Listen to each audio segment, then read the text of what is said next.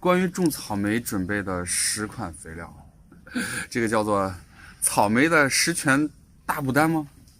十全十美是吧？还之前给大家讲了一个详细的视频，草莓的全周期需要什么样的肥料？草莓的各个时期，因为它的长势不同，花果期不同，所需的肥料也不一样。所以今天跟大家分门别类的说一下，介绍一下这10款肥料。很多关于植物营养液、生长液都会给他们的肥料编号啊，咱们给这个肥料也编上号。它们分别是宇化源1号、2号、3号、4号、5号、6号、7号、8号、9号、10号。那1号呢，就是氮磷钾平衡肥，氮磷钾分别是19，然后它中间包含镁元素和铁元素的。第二个就是不管是我们养花还是种花果用的磷酸二氢钾。第三个就是中氮低磷高钾肥。第四个呢就是这个生物有机颗粒肥。第5个呢就是这种缓湿的也叫控湿的复合肥。第6个呢就是促进生根的海藻精。第7个呢就是鱼蛋白。第8个呢是矿源黄腐酸钾，也叫腐殖酸。第9个呢是草莓特别需要的，特别是在花果期的钙镁硼肥。第10个呢虽然少，但是不可或缺的微量元素。这就是我所用的草莓全周期的10款肥料。那有朋友说这么多肥料你该怎么用呢？今天就跟大家啰嗦一下。这2款肥料呢，不管是生物有机颗粒肥还是这种包一的缓湿复合肥，是可以作为底肥。在我们种草莓的时候，拌土最好是在草莓盆底稍微搅拌一下，放在盆底，它们缓慢释放一些肥力，主要是以氮磷钾为主。这个用量呢是1加仑盆为例，生物有机颗粒肥用20克到30克，而包一缓释颗粒肥呢是用2到3克左右，这是建议量。如果你盆子越大，会用的稍微多一些。当然，这2款肥料也可以作为后来追施肥用。下面咱说的就是氮磷钾这些平衡肥呢，是我们在草莓全周期都可以使用的，以氮磷钾为主补充的元素肥料。不管草莓在小苗的时候，还是壮苗，还是大苗的时候，它们都需要氮磷钾。我们一般在每15天或者是每10天左右施一次。那你如果说我每次想随着水肥来都给的话，你可以放低浓度。这个比例建议是1:1500，这样是一个比较安全的范围。当然了，小苗和大苗是可以有比例区别的，比如说苗子比较壮、比较旺、水肥需求量比较高的时候，我们就用1:1000甚至1:800。而它是一个弱苗或者刚定植的小苗的话，你可能给它稀释的浓度低一些，可能就用到1:1800或者1:2000的这样一个浓度。而磷酸二氢钾呢，是在花前的时候，促进花芽分化的时候来使用。当然了，像现在一段时间温度突然升高，草莓出现了旺长的情况，我们可以使用磷酸二氢钾来给草莓辅助的控旺。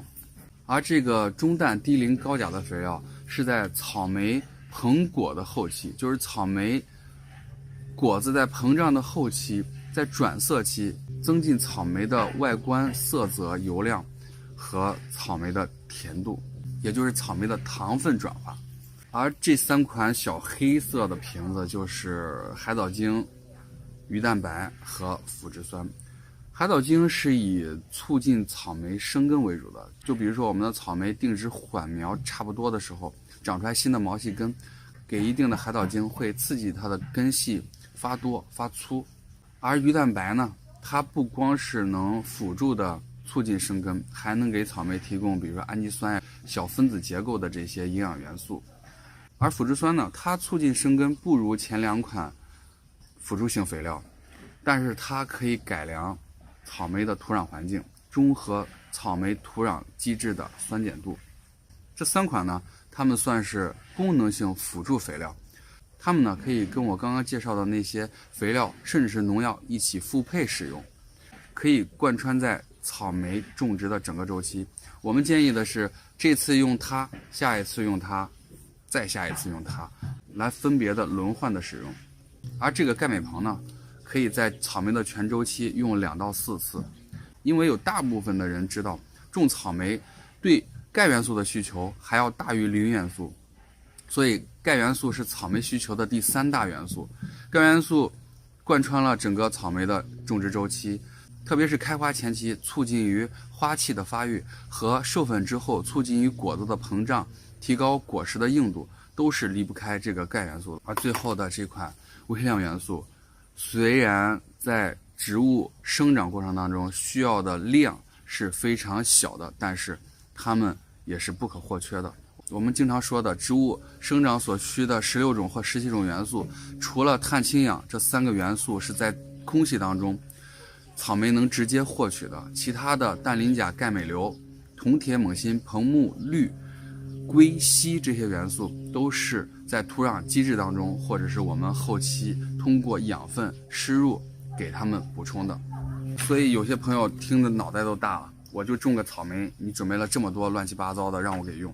有些时候有人想把草莓给种好，那你就要全周期使用的所有肥料你都要给它给到给足。而有些朋友就是我是佛系的种草莓，那你就用平衡肥，然后再用点鱼蛋白，再加上这样的底肥也行，但是你的草莓可能种的不像别人种的那么好。今天跟大家介绍了这十全十美的肥料，因为时间的原因还是不能介绍的非常的详细，这也算是飞宇准备的肥料向大家做一个情况说明和使用说明。如果你有更多的关于种草莓的问题，可以到咱们的飞宇草莓自习教室跟大家一块来聊。好了，今天的视频就到这里。